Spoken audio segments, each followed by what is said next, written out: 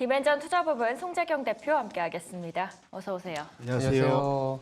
야, 간밤에 또 물가 지수들이 나오기 시작했습니다. 네. PPI가 나왔는데 우리가 이제 증시의 변동성 대표님께서도 한 7월 11일 맞죠? 7월 11일 그때 CPI 나오고 나서 와르르 이제 무너지기 시작했다 했는데 벌써 한 달입니다. 오늘 저녁 우리나라 시각으로 오늘 저녁인데 CPI가 발표가 될 텐데요. 어느 정도의 안정적인 수치가 예상이 되나요? 이게 어젯밤에 사실 시장이 환호했던 게 또 이제 PPI가 맞아요. 그렇죠. 발표가 됐는데 사실 PPI가 또 이렇게 곽광을 받아본 적이 또 처음인 것 같습니다. 그러네요. PPI 네. 발표한 날. 근데 왜 이제 사실은 이제 어제 PPI부터 먼저 살펴보면 왜 발표됐냐 예상보다 일단 낮은 것도 중요했지만 예. 사실은 연초 이후에 PPI가 계속 올라오고 있었거든요. 그러다가 7월 달 수치가 처음으로 한번 살짝 살포시 꺾이는 모습. 이게 왜냐하면 PPI가 시차를 두고 CPI에 영향을 주다 보니까 네. 사실은 PPI가 올라오는 게 상당히 좀 시장은 불편해했었습니다. 맞아요. 그런데 이제 이게 살짝 꺾였다는 것이 이제 그나마 시장에 큰 위안을 주고 그러다 보니까 요즘에 경제 지표 하나하나에 시장이 엄청나게 격하게 지금 반응을 하는 건데 말씀 아까 코멘트 해주신 대로 지난 한 달 전에 CPI가 발표되고 그날부터 이 한 달간의 큰 사단이 있었는데 이번에도 어쨌거나 다행스러운 거는 시장의 예상치는 크게 이제 변동성이 없을 거다. 무난하게 안정적으로 나올 거다 보고 있는데요. 지금 첫 번째 차트를 열어봐 주시면 기본적으로는 디스인플레이션, 물가 수준이 상승률이 서서히 내려오는 그 흐름은 좀 지속되고 있고 지금 차트에 보면 왼쪽이 근원 CPI, 오른쪽이 헤드라인 CPI인데 보시면 아시겠지만 지속적으로 쭉 우하향하면서 내려오고 있잖아요. 근데 6월 달에는 3.4를 예상했는데 3.3이 나왔었던 거고 7월 달은 3.2 내일 좀 예상을 하고 있습니다. 또 헤드라인 CPI는 3.0 예상하고 있어서 지난달보다 소폭 낮아지는 그래서 전반적으로는 하향 안정화되면서 디스인플레이션의 경로를 잘 쫓아가고 있고 이것은 연준의 9월 달 금리 인하 가능성 그것을 좀 더 지원하는 그런 데이터를 기대하고 있다 이렇게 보셔야 될 것 같습니다. 기대 인플레이션을 알아보는 것도 중요할 것 같은데요. 그러기 위해서는 물가 연동제를 통해서 저희가 짐작해 볼 수도 있을 것 같습니다. 현재 상황은 어떤가요? 맞습니다. 보통 그 투자자들 그러니까 연준이 보는 건 당장 나오는 인플레이션도 중요하지만 네. 그 투자자들이나 또는 소비자들이 생각하는 앞으로 왜냐하면 물가에 대한 기대치가 높으면 사람들이 거기에 맞춰서 행동하고 그쵸. 이것이 자체적으로 물가를 더 끌어올리는 이게 이제 자기 충족적 예언이라고 하거든요. 네. 이런 일이 벌어지기 않게 하기 위해서 기대 수준을 낮춰서 이제 조절하는 게 연준의 최대 목표인데 투자자들을 가지고도 가능합니다. 이게 뭐냐면 물가 연동체, 일명 팁스라고 하는 건데 그렇죠. 여기와 고정 일반 국채와의 그 격차를 이용해서 생각해내는 향후 3년, 5년 기대 인플레이션 이걸 이제 BEI라고 합니다. 손익분기 인플레이션율, 그러니까 브레이크 이븐 인플레이션 일드라고 하는데 보통 이걸 가지고 최근 흐름을 쭉 보다 보면은 가장 최근 수치 이틀 전 수치를 보면 1.83%가 나와 있습니다. 그리고 차트를 열어봐 주시면 최근의 흐름이 지속적으로 우하향돼서 제일 밑에 보시면 8월 12일자 기준으로 1.83이면 저게 3년 만기를 가지고 한 거거든요. 그러니까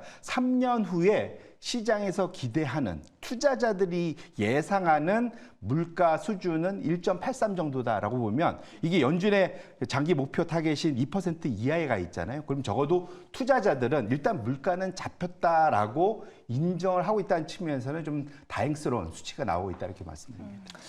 이렇게 이제 채권 시장에서 명목과 실질 금리를 갖고 이제 기대 인플레이션을 측정을 하는데 이런 부분도 있지만 또 실질적으로 소비자들한테 이제 조사하면서 물가의 어떤 뭐랄까요 감응 아니면 이제 반응들을 좀 보기도 하잖아요. 그 수준은 어떤가요? 맞습니다. 왜냐하면 소비자들이 미국 전체의 거의 70%를 차지하니까 소비자들이 어떻게 생각하냐가 되게 중요합니다. 이거를 이제 우리가 이전에 주로 많이 보던 게 미시간 대학교의 그런 소비자 물가 기대치도 있지만 이걸 이제 이게 못 믿는지 그러니까 연은에서도 합니다. 뉴욕 연에서 이걸 매달 조사를 하거든요.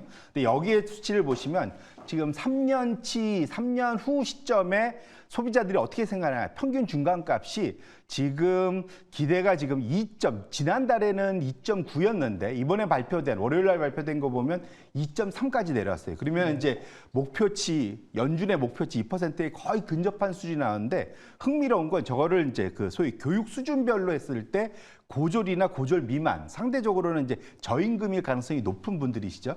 이분들인데 상당히 지난달만 해도 3%의 높은 수준의 그 기대 인플레이션을 갖고 있다가 이번에는 1.6까지 내려왔습니다. 그래서 이게 딱히 변화가 없는데 왜 이렇게 변했을까? 여러 가지 고민이 되는데 일단 튀는 데이터일 수도 있고요. 왜냐하면 매달 하다 보니까. 맞아요. 근데 사실은 그거보다는 지금 큰 변화는 정치적인 흐름이 영향을 줄 거고 최근 들어서는 트럼프보다는 해리스에 좀 더 무게감이 가면서 그런 소비자들의 마음이 움직여서 상당히 기대 심리가 높아진 측면도 있을 거다. 한 달치는 더 봐야 되겠지만 적어도 소비자들이 기대하는 인플레이션도 내려왔다는 측면에서 연준 입장에서는 좀 더 정책을 소위 물가를 그러니까 금리를 낮출 수 있는 여력 그런 버퍼가 좀 더 많이 생겼다 이렇게 말씀드리겠습니다. PPI는 CPI 결과에 힌트를 얻을 수 있게 되는데요. PPI를 확인해 보니까 물가가 생각보다 둔화가 됐습니다. 그러면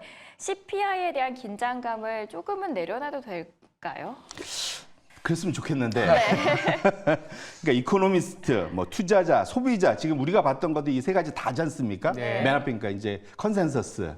소비자, 투자자들 대상으로 한 예상치가 많이 내려와서 다행스럽게 한데 문제는 그럼 그것이 자산 가격에 다 반영이 돼 있겠죠. 네. 그러니까 이것이 이루어지는 건 당연한 거고 이거보다 더 내려가야 시장이 환호를 할 겁니다.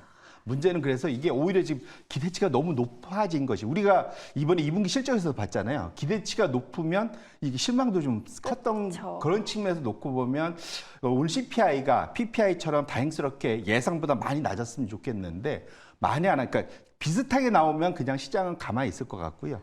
혹시라도 좀 높게 나오면 오히려 좀 더 불안해할 수가 있다는 측면에서 너무 모든 사람들의 눈이 무조건 안정될 거로 가 있다는 측면에서 놓고 보면 오히려 이것이 미스 났을 때의 그런 변동성이 커질 위험도 상당히 높아져 있다는 것을 투자자분들은 꼭 염두에 두실 필요가 있겠습니다.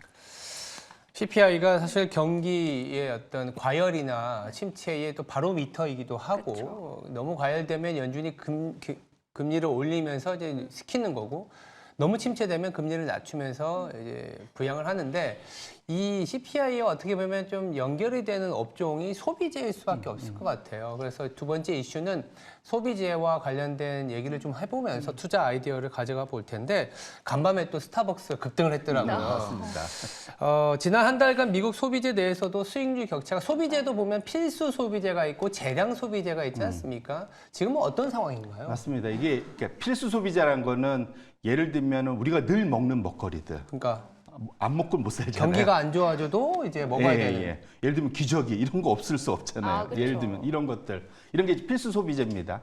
반면에 재량 소비재는 돈이 많을 때는 많이 쓰고 돈이 없으면은 덜 쓰고 이게 이제 재량 소비, 소는 이제 경기 소비재라고 하는데 둘의 차이가 늘 경기가 좋다 보니까 소위 경기 소비재, 재량 소비재가 필수 소비재를 늘 앞서 오다가 지난 3년간 처음으로 7월 한 달간 좀 격차가 벌어지기 시작했다. 짙은 그러니까 검정색 선이 경기 소비재, 돈 많을 때 펑펑 쓰는 그 분야가 좀 밑으로 내려왔고 필수 소비재, 파란색 선은 꾸준히 올라가겠지만 그냥 원래 필수 소비재는 가던 길을 가고 있는데 경기 소비재가 이걸 뚫고 내려왔다는 측면에서 7월 한 달은 상당히 좀 의미 있게 변화했다. 물론 어젯밤에는 기술주도 많이 오르고 경기 소비재 지표도 많이 오르긴 했습니다. 네. 하지만 긴 흐름에서는 확실하게 경기 소비재가 필수 소비재 아래로 내려왔다는 것은 좀 의미 있는 변화다 이렇게 보셔야 될 것 같습니다. 현재 불안은 고용 시장 쪽에서도 저희가 살펴볼 수 있을 것 같습니다. 실적 시즌에서 기업들의 코멘트 안에서도 힌트가 조금씩은 들어가 있었던 것 같아요. 맞습니다. 이전에 제가 이제 그 기업 분석 애널리스트 할 때 거의 감을했거든요. 쭉 듣고 이게 그냥 이거였다. 그런데 요즘에 이게 빅데이터 시대에 맞아요. 네. 이 AI가 이 모든 일을 대신해주고 있습니다. 그러다 보니까 거의 과거에 보면 스크립트들이 다 있어요. 그러니까 이게 과거에 말했던 내용들이 그것들 다 모아서 분석을 매 분기에 어떤 코멘트가 기업 CEO나 CIO 통해서 많이 나왔느냐, 그걸 분석을 많이 하는 건데요. 두 번째 차트를 열어봐 주시면 최근에 저 아래쪽에 있는 겁니다. 이게 모건 스탠리에서 조사한 건데 지금 미국에, 그러니까 우리나라 따면 1.4조 시총 이상이 되는 거, 10억 달러 이상 되는 기업들 대상으로 쫙 조사를 했는데 앞으로 증원을 할 거야, 하이어링을 더 많이 늘릴 거야 라는 코멘트가 지금 보시면 최근 들어서 지속적으로 우하향하는 거를 보실 수 있어요. 그러니까 더 이상 고용을 늘리지 않겠다라는 얘기들이 좀 많아지고 있는 거고요. 두 번째로 이제 감원은 그나마 그냥 플랫한 정도인데 저 위로 올라가 보시면 중소기업들 대상으로 하는 그런 고용 증가 계획, 그 매달 물어보는 겁니다.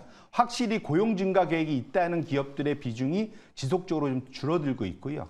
임금을 인상하겠다는 그런 분들, 그런 중소기업도 계속 우하향하고 있다는 측면에서 확실히 이 소비재의 그 선행 지표라고 짚어볼 수 있는 고용시장 쪽이 확실히 둔화되고 있는 것만은 분명하고 그것 때문에 앞에서 봤던 경기 소비재의 지표가 꺾여 내려오는 것이 거기에 있는 것이 아닐까 이렇게 추론해 볼 수 있을 것 같습니다.